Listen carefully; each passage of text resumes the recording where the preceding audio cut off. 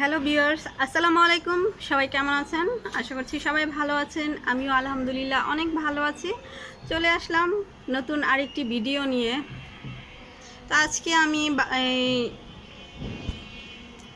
কিছু কথা আসলে বলবো, মানে কিছু কথা বলার জন্য আপনাদের সাথে এমনিতেই মানে কিছু কথা শেয়ার করার জন্য, যে ভালো লাগবে বা যাই হোক, মানে নিজের থেকে নেয়া।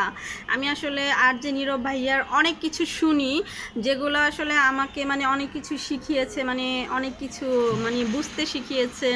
হ্যাঁ, আর যে নীরব ভাইয়া অনেক কিছু মানে বাস্তব বিদিক মানে কথা বলে, নিজে থেকে নেয়া, যা জীবন থেকে নেয়া। আসলে মানুষের জীবনে অনেক কিছু থাকে, এমন অনেক কিছু কাহিনী থাকে যেগুলো আসলে শেষ হয় না। মানুষের প্রত্যেকটা মানুষেরই একটা করে গল্প থাকে, তাই না? নিজের মন মানসিকতার মতো মানে একই মন মানসিকতা মানুষের জীবনসঙ্গী হিসেবে পাওয়া নিতান্তই মানে ভাগ্যের একটা ব্যাপার, তাই না? আমরা সব সময় বিভিন্ন স্বভাবের মানুষকে জীবনসঙ্গী হিসেবে জীবনে পাই। আর সবার ভিন্ন মানে আর স্বভাব ভিন্ন থাকা মানে এই নয়, মানে আর সব ভিন্ন থাকা মানে এই না যে আকাশ পাতাল, মানে যার সাথে আমি থাকবো তার সাথে মানে আমার আকাশ পাতাল একটা ব্যবধান থাকবে, তাই না? এটা তো অবশ্যই মানে সঙ্গী, জীবনসঙ্গী অভিমান করলে, হ্যাঁ, জীবনসঙ্গী অভিমান করলে তার অভিমান ভাঙানোটা হচ্ছে অপর মানুষটার একান্তই দায়িত্ব ও কর্তব্য, যেটা আমি মনে করি একান্তই দায়িত্ব ও কর্তব্য। আর কি বলবো, আসলে পৃথিবীতে অনেক মানুষই আছে, এক এক মানুষ এক এক রকম মানুষ। আসলে কি বলবো, এগুলো আসলে কিছুই মনে করে না, তাই না? আর সবচাইতে মানে কি বলবো, মানে এখন যদি আপনি রাগ করলেন, অভিমান করলেন, অপর মানুষটা যদি আপনার রাগটা বুঝলো না, অভিমানটা বুঝলো না, হ্যাঁ, ইভেন আপনার রাগও ভাঙালো না, তাহলে এর চেয়ে যন্ত্রণা, এর চেয়ে কষ্ট, এর চেয়ে মানে কি বলবো, এর চেয়ে কষ্ট আর কিছুই নাই। তখন নিজেকে খুবই একা লাগে, খুবই নিঃস্ব লাগে, খুবই নিঃস্ব লাগে। আর মানে সামনের দিকে এগোনোটা অনেক কঠিন হয়ে যায়, খুবই কঠিন হয়ে যায়। মানে সামনের দিনগুলো পার করা অনেক কঠিন হয়ে যায়। তারপরও অনেক মানুষ স্যাক্রিফাইস করতে করতে থাকে, তাই না? এটা তো খুবই যন্ত্রণাদায়ক। আর কি বলবো, মানে এখন মানে যারা মানে রোমান্টিক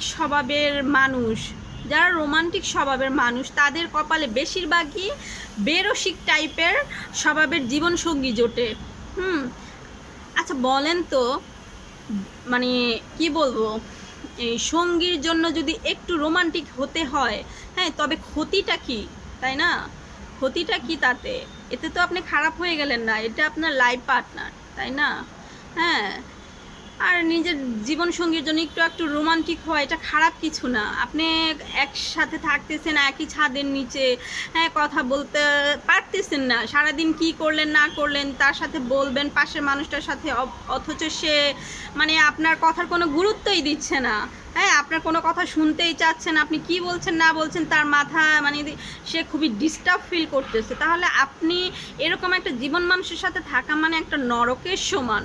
কারণ আপনি কোথায় যাবেন, কাকে বলবেন? আপনি যার সাথে থাকতেছেন তাকেই বলতে পারছেন না, কিন্তু তাকেই কথাগুলো আপনি বলতে পারছেন না, সারাদিন কি করছেন না করছেন সেই খোঁজগুলো নিচ্ছে না সে। সো আপনি কাকে বলবেন এই কথাগুলা? কি আর বলবো, বরং দাম্পত্য জীবনে একে অপরের মানে অনেক দূরত্ব হয়ে যায়, অনেক দূরত্ব হয়ে যায়। আসলে এগুলো করবেন না প্লিজ। হ্যাঁ, মিলেমিশে থাকাটা অনেক বড় একটা মানে কি বলবো যুদ্ধ। হ্যাঁ, বিয়ের পর মানে আর কি বলবো, বিয়ের পর আসলে লাইফটাকে ওইভাবে লাইফটাকে করে নিতে হয়। হ্যাঁ, আর কি বলবো, দাম্পত্য জীবনে মানে একে অপরের রোমান্টিক স্বভাবের কারণে মানে দেখেন দুজনের মধ্যে কিন্তু সত্যি বলতে মানে বন্ধুত্বপূর্ণ একটা সম্পর্ক হয়ে যায়, তাহলে আর বাইরের কোনো বন্ধুর প্রয়োজন হয় না। যখন আপনি নিজের ওয়াইফকে সময় দিবেন না, আপনি তার সাথে কোনো মানে কি বলবো, হ্যাঁ, তাকে কথায় কথায় খারাপ ব্যবহার করবেন, খারাপ আচরণ করবেন, ইগনোর করবেন, সে কিন্তু আস্তে আস্তে জিনিসটা তিল থেকে তাল হয়ে যাচ্ছে। বিষয়টা হচ্ছে এমন। সো এমন কেউ করবেন না প্লিজ, হ্যাঁ, এমন কেউ করবেন না। হ্যাঁ, মানুষকে জীবনের সঙ্গী হিসেবে মানে বেরসিক কিংবা মনে করেন গম্ভীর স্বভাবের আর বেরসিক স্বভাবের মানুষকে জীবনসঙ্গী হিসেবে পায়, তাদের জীবনটা আসলে একদমই নরক হয়ে যায়, একদমই নরক। জীবনের সব ক্ষেত্রে ইতিবাচক মানে মনোভাব থাকতে হয়, ইতিবাচক মনোভাব থাকতে হয়, সব সময় না হোক অন্তত পক্ষে। হ্যাঁ, সঙ্গী যখন হতাশ হয়, হ্যাঁ, কিংবা অসহায় বোধ করে, তখন কিন্তু আপনার অ্যাজ এ হাজব্যান্ড হিসেবে লাইফ পার্টনার হিসেবে, হ্যাঁ, আপনার কিন্তু পাশে থাকাটা একদম ফরজ হয়ে যায়, একদম ফরজ হয়ে যায়। এতে কিন্তু কোনো ইয়ে হয় না, একান্তই দরকার, তাই না? আর কারণ আপনার সঙ্গী মন খারাপ করে আছে, কেন করে আছে, এটা যদি আপনি নাই জানেন তাহলে তো এটা হলো না। কিন্তু ব্যাপার হচ্ছে কি, যে মানুষটা মানে গভীর হতাশার কারণটা সেই লাইফ পার্টনারটাই, সেখানে তো আর কিছু বলারই থাকে না। সে তো বুঝতেই চেষ্টা করতেছে না আসলে তার মানে জীবনসঙ্গীর মানে মন খারাপের কারণটা কি। এটা যদি সে বুঝতে পারতো তাহলে কখনোই সে এরকম বিহেভিয়ার করতো না। অ্যাটলিস্ট আপনারা কেউ করেন না, আপনাদের কাছে আমার অনুরোধ। আমি যদি কিছু ভুল বলে থাকি আমাকে মাফ করে দেবেন, কিন্তু আমি আসলে কি বলবো, কিছু কথা এখানে বললাম। আর যে নীরব বাইরের কাছ থেকে আমি অনেক কিছু শিখছি, ওনার কথাগুলো আমার অনেক ভালো লাগে, সেখান থেকে আমি কিছু মানে আমি আপনাদের সাথে আলোচনা করলাম। আসলে একটা মানে কি বলবো, সংসার মানেই যে বিপরীত স্বভাবের একটা মানুষের সাথে ভারসাম্য রক্ষা করে মানে জীবনের পর জীবন পরস্পর সাথে মানে টিকিয়ে থাকা, এটা কিন্তু না। হ্যাঁ, বা পরস্পরকে বুঝতে হবে, একে অপরকে বুঝতে হবে, এটাই। আর আপনি একতরফাভাবে বুঝেই গেলেন, বাট অন্য দিক থেকে কোনো রেজাল্ট নাই, তাইলে কিন্তু হলো না। এটাই আসলে, আর কিছু বলার নাই।